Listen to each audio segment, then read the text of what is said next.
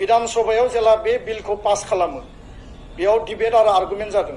MLA फोरनि गेजेराव आरो गिबि मन्त्रि डक्टर हिमन्त बिश्व शर्माया स्पष्टीकरण होदों आं लाइव टिभियाव नायदों अन रेकर्ड दिनैबो जों दिहुननानै लानो हायो जे हिलिं प्रेक्टिसेस जि एक्ट बेयाव जि आल्टारियर मटिभनि खोथा बुंदों दा बे बाथ्रायावथ' गिबि मन्थ्रिया बुंदों जे इलेक्शननि टाइमाव आजमल बिथाङा माने दैयाव फु मारिनानै माने भट बियो आरो बे आल्टारियर मटिभआव गोलैयो गतिके बेबायदि खामानिया जाहाथे जाया बे बाथ्राखौ बिथाङा स्पष्ट बुंदों माबा गोरोन्थि माने मावाब्लाबो जोंनि स्टेटमेन्टखौ होयोब्ला जोंखौ रायग्रा बुंग्रा गोबां ओंखारो बिथांमोना हारिनि स्वार्थखौ जलान्जलि होनानै राजनीतिक स्वार्थनि थाखाय जुदि बेबायदि खोथाखौ इस्ताहाराव लिरोब्ला बिथांमोनखौ बुंग्रा मानसिखौ जोङो नुवाखै डेट मिन्स बर' हारिया राइट आरो रंखौ माने दिनै क्लियार खालामनायनि सम सफैबाय होननानै आं बुंनो नागिरदों गुबुन मोनसेया जाहैबाय जे जोंनि ख्रिस्ट' सिबियारि जोंनि मानगोनां आइ आफा रायजो राजानिसिम मोनसे भुवा माने अपप्रचार प्रपागान्डा नेरेटिभ तयार खालामनानै दिनै राजनीतिक दोलोफ्रा मेनलि माने जोङो नुनायाव दिनै माने बिपिएफ बा हाग्रामा महिलारि बिथांमोननि टीमा प्रसार खालामबाय थादों दा बर' हारिया जोङो गोजोन आरो खौसेथिजों थांना थानो लुबैयो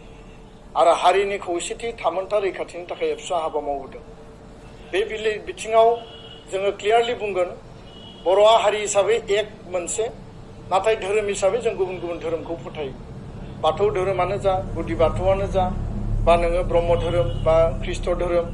बा नोङो सतसंगि गोबां धोरोमाव दङ जों धोरोमनि फारागथिखौ मालाबाबो लायाखै सम आरो थासारिनि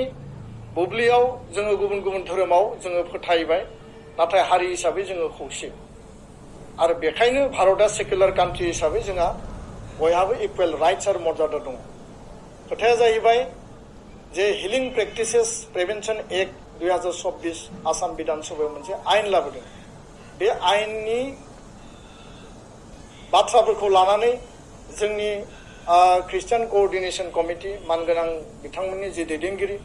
बा गोबां ख्रिस्टियान जिखिनि डिनोमिनेशननि आफादफोर दङ बिथांमोननियाव मोनसे दुखु मोननाय बा बिथांमोननियाव मोनसे खुद्रिसारनाय बे जि मोनसे हिलिं प्रेक्टिसेस बेखौ लानानै आल'सना बिल'सना जादों आरो आर'जनिबो हाबाफारि जायगा जायगा जादों बे बाथ्राखौ जों मिथिनानै जोंनिफ्रायबो गुबुन गुबुन लेयाराव रायलायनाय जादों आरो बुजिनो नाजादों हिलिं प्रेक्टिसेस एक्टआव आसलते मा दङ दा बेयाव जोंहा कमप्लेन खालामनो गोनां आपत्ति खालामनो गोनां मा दङ बे बाथ्राफोरखौ जोंबो नायबिजिरदों विधानसभायाव जेला बे बिलखौ पास खालामो बेयाव डिबेट आरो आर्गुमेन्ट जादों एमएलए फोरनि गेजेराव आरो गिबि मन्त्रि डक्टर हिमन्त बिश्व शर्माया स्पष्टीकरण होदों आं लाइव टिभियाव नायदों अन रेकर्ड दिनैबो जों दिहुननानै लानो हायो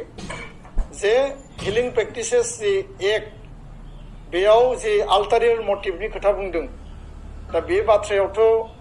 गिबि मन्थ्रिया बुंदों जे इलेक्शननि टाइमाव आजमल बिथाङा माने दैयाव फु मारिनानै माने भट बियो आरो बे आल्टारियर मटिभआव गोलैयो गतिके बेबायदि खामानिया जाहाथे जाया